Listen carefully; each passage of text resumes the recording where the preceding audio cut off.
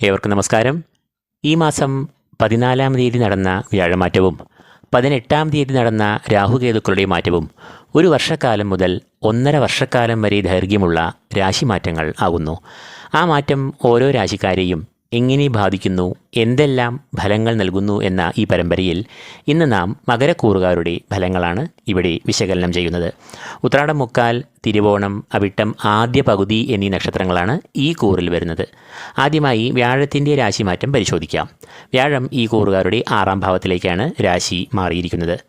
6-ാം ഭാവം എന്നത് രോഗം, കടങ്ങൾ, ശത്രുക്കൾ, മനോദുരിതങ്ങൾ എന്നിവയെ എല്ലാം സൂചിപ്പിക്കുന്ന ഭാവം ആകുന്നു. അതുകൊണ്ട് ഇവർക്ക് ശാരീരികമായ വൈഷമ്യങ്ങൾ, അനാരോഗ്യം, രോഗങ്ങൾ എന്നിവയെ 6-ലെ വ്യാഴം നൽകാം. കൂടാതെ ശത്രുശല്യം ഈ സമയത്ത് വളരെ കൂടിയ അളവിൽ അധികരിച്ചിരിക്കാം. കുടുംബാംഗങ്ങൾക്കിടയിൽ ഒരു അഭിപ്രായ ഭിന്നത, അസ്വാരസ്യം, അതേ തുടർന്നുള്ള മാനസികമായ അകൽച്ച, കലഹം എന്നിവയെയും വ്യാഴം സൃഷ്ടിക്കാം. മാത്രമല്ല അത് മനസ്സിന് വളരെയധികം സംഘർഷങ്ങൾ, ടെൻഷൻ, ആകുലതകൾ എന്നിവയെയും സൃഷ്ടിക്കാം. കൂടാതെ കർമ്മരംഗത്തും സാഹചര്യം കലുഷിതം ആകാനുള്ള സാധ്യത ഏറെയാണ്. അത് ജോലിസ്ഥലത്തെ പ്രതികൂലമായ സാഹചര്യങ്ങൾ, പ്രതിസന്ധികൾ, മേലധികാരികളുടെ അപ്രീതി, സഹപ്രവർത്തകരുടെ നിസ്സഹകരണം എന്നിവയെല്ലാം ആകാം. മാത്രമല്ല മറ്റുള്ളവരെ വിശ്വസിച്ച് സഹായിക്കുവാൻ പോയി അവരാൽ വഞ്ചിക്കപ്പെട്ട് ധനനഷ്ടത്തിനുള്ള സാധ്യതയും ഏറെയാണ്. അത് ധനപരമായ പ്രതിസന്ധികളും പരാധീനതകളെയും സൃഷ്ടിക്കാം. എന്നാൽ ജീവിതശൈലിയിലെ മാറ്റങ്ങളിലൂടെയും വ്യാഴദോഷപരിഹാരങ്ങളിലൂടെയും വ്യാഴദോഷങ്ങളെ കുറയ്ക്കാവുന്നതാണ്. വ്യാഴാഴ്ചകളിലുള്ള വിഷ്ണു ക്ഷേത്ര ദർശനത്തിന് പുറമേ മഹാവിഷ്ണുവിൻ്റെ ഉഗ്ര രൂപമായ നരസിംഹമൂർത്തി, സുദർശനമൂർത്തി എന്നിവരെ നന്നായി ധ്യാനിക്കുക.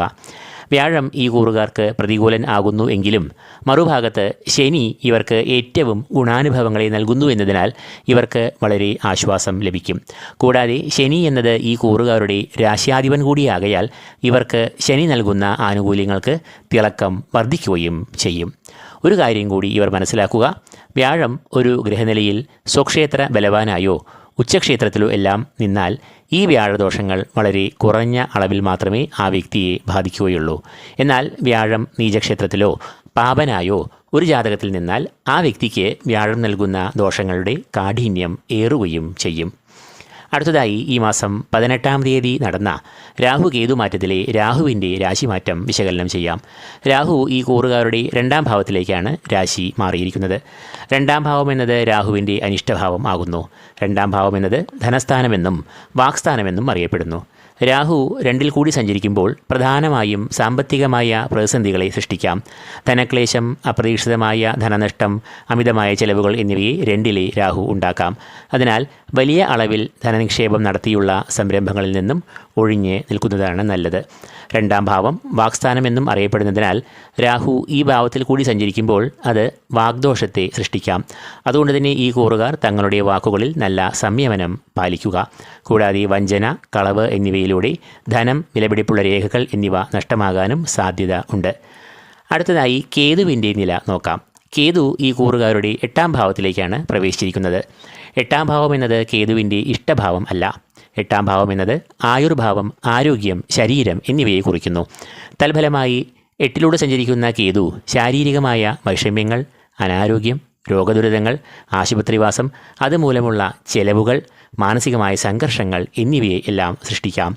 നിഗൂഢ വിഷയങ്ങൾ പഠിക്കാനുള്ള താല്പര്യവും ഈ സമയത്ത് കേതു ഈ കൂറുകാർക്ക് നൽകും.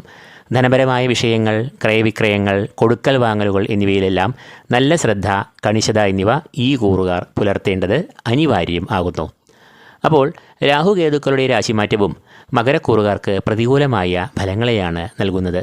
രാഹുകേതു ദോഷങ്ങൾ അകലാനായി അധിഷ്ഠാന ദേവതകളെ നന്നായി ധ്യാനിക്കുക. ക്ഷേത്രദർശനം നടത്തി വഴിപാടുകൾ കഴിക്കുക.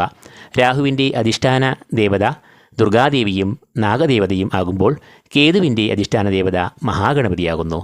ഇതോടുകൂടി ഈ വീഡിയോ ഇവിടെ പൂർണ്ണമാകുന്നു. ഈ വീഡിയോ നിങ്ങൾക്ക് പ്രയോജനകരമായെങ്കിൽ ലൈക്ക് ചെയ്യുക, ഷെയർ ചെയ്യുക. കൂടാതെ ഈ ചാനൽ സബ്സ്ക്രൈബ് ചെയ്യാത്തവർ സബ്സ്ക്രൈബ് ചെയ്യുക. ഏവർക്കും ഈശ്വര കടാക്ഷങ്ങൾ നേർന്നുകൊണ്ട് നിർത്തുന്നു. നന്ദി, നമസ്കാരം.